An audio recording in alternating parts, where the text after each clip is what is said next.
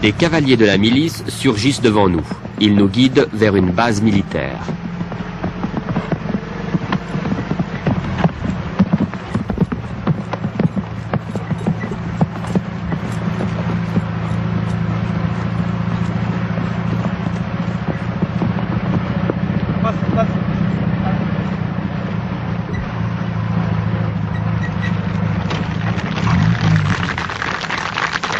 Nous sommes accueillis avec faste. L'un des bataillons les plus prestigieux du front, le bataillon 69, a organisé une véritable fête à laquelle la population locale a été conviée.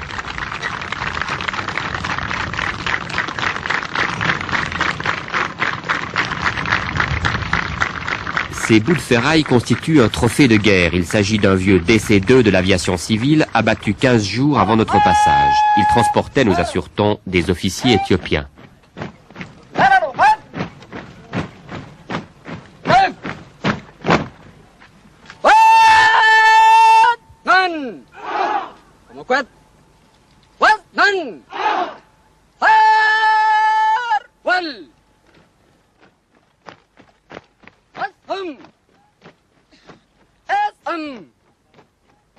Cette démonstration militaire se déroule à 5 km de la ville de Tesséné, tenue par les troupes éthiopiennes.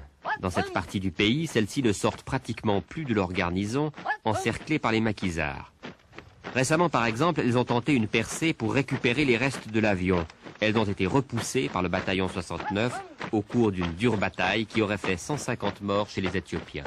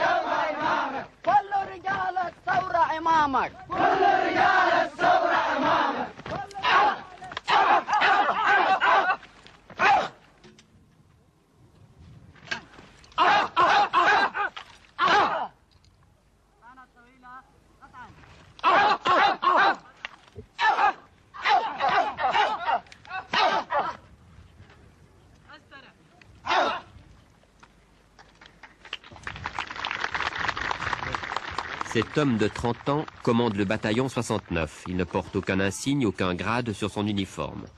C'est un des principaux dirigeants militaires du Front de Libération.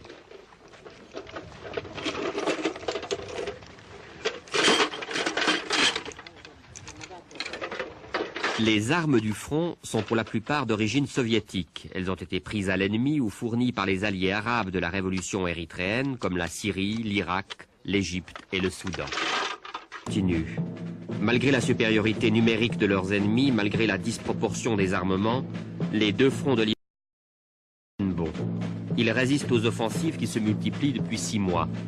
Les maquisards ont un atout qui compte même face aux avions les plus modernes. Cette terre qu'ils foulent est la leur, ils la connaissent mieux que personne.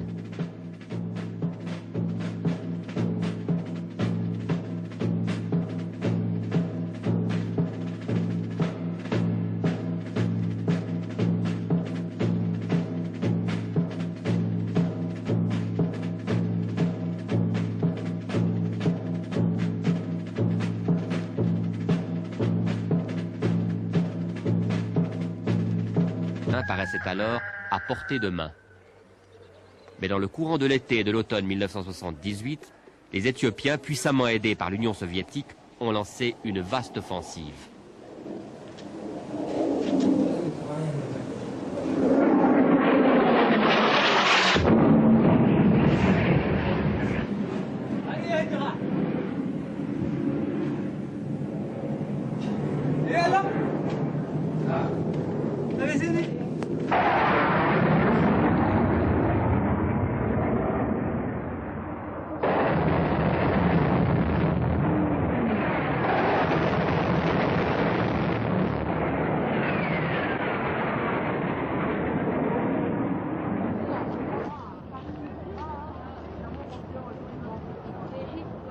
les villes furent attaquées par l'aviation. Les fantômes d'origine américaine, mais surtout les MiG-17 et les appareils ultramodernes MiG-21 et MiG-23 furent engagés dans les combats.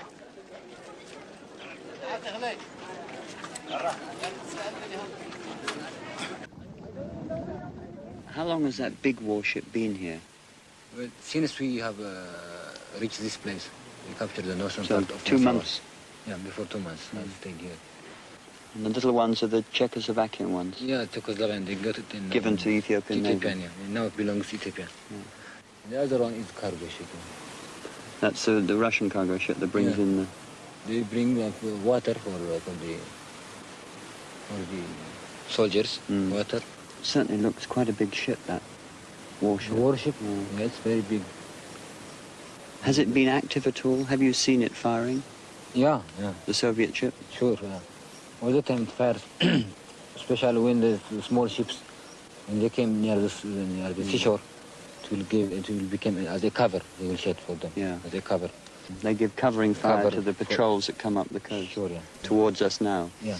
Ce document a été tourné dans la zone tenue par le Front populaire de libération de l'Érythrée, particulièrement touché par les récentes offensives. Concrètement la population, que l'indépendance de fait acquise sur le terrain peut changer la vie de tous les jours. Nous ne faisons pas seulement la guerre, répètent inlassablement les fronts, nous construisons le pays et nous faisons la révolution.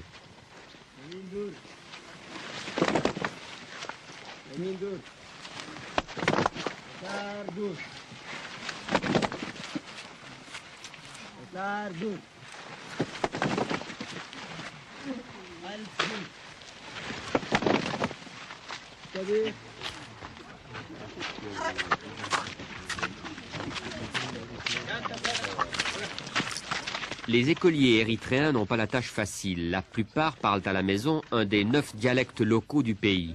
Ils doivent donc apprendre les 2 langues officielles de l'Érythrée, le tigrinya et l'arabe. Dès 12 ans, l'enseignement de l'anglais est obligatoire. 3 langues et 3 alphabets différents.